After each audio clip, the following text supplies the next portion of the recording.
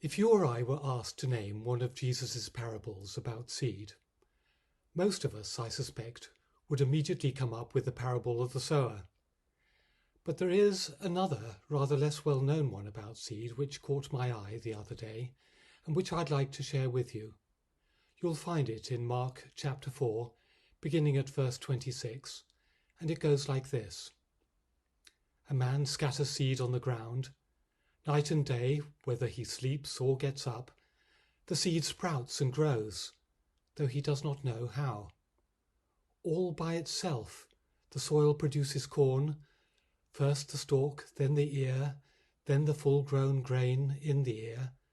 As soon as the grain is ripe, he puts a sickle to it, because the harvest has come. The farmer in that story does not do anything to hasten the growth of the crop, and indeed, if he interferes with it, by digging up the seed, for example, to check on how it is going, he may well hinder what is going on. Night and day, whether he sleeps or gets up, the seed sprouts and grows, though he does not know how, says Jesus. All by itself, the soil produces corn. The story reminds us that there are times when we need to be patient and to wait upon God, to leave the situation in His hands and to trust that whilst we are waiting, He is working, bringing His purposes to fruition either through nature, as in the case of the farmer in Jesus' parable, or through other people. We do not always need to be active. For those of us who like always to be on the go or to take charge of a situation, waiting and being passive is not always easy. I think, for example, of those still in lockdown who are having to rely on the support of others, often complete strangers from within the community, to deliver food and other essentials. Or of the thousands who are being made redundant as a result of the current economic crisis, something totally beyond their control, and who find themselves now frighteningly dependent on the state or on other people in order to survive.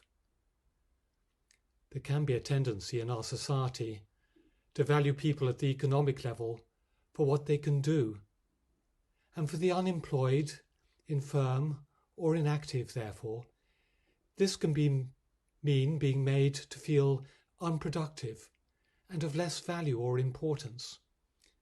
Their dignity as human beings is undermined. But let us remember, even God is not always active in the way that we might expect Him to be. Many of us think of Him showing His presence amongst us through amazing acts of power.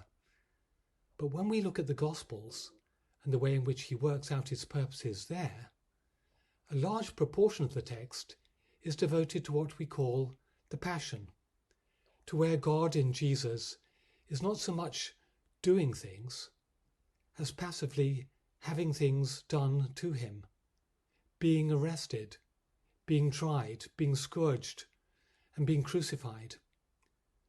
None of these things diminish His dignity or glory. Quite the reverse. We see His power in the paradoxical weakness of the cross, the victory of His love in His passive suffering.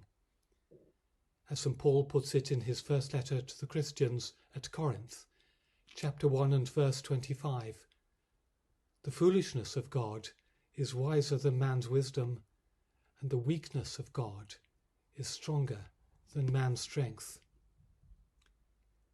Are we prepared to wait, like the man in Jesus' parable who had to wait for the seed to grow, to allow God time and space in which to work?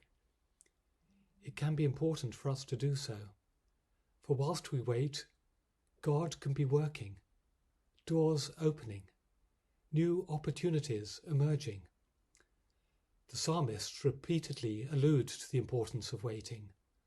Psalm 27 verse 14, for example, "Wait for the Lord, be strong, and take heart, and wait for the Lord." Or Psalm 130 verse 5, "I wait for the Lord, my soul waits, and in his word I put my hope. It is not always necessary to be active. It is not always essential to be in control.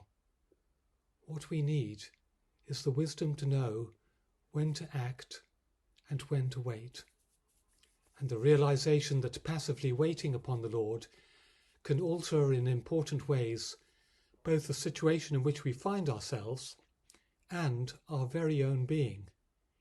In the words of Isaiah, "Those that wait upon the Lord shall renew their strength. They shall rise up on wings like eagles. They will run and not grow weary. They will walk and not faint." Let me close with a prayer. Lord, grant me the serenity to accept the things I cannot change, the courage to change the things I can, and the wisdom to know the difference. Amen.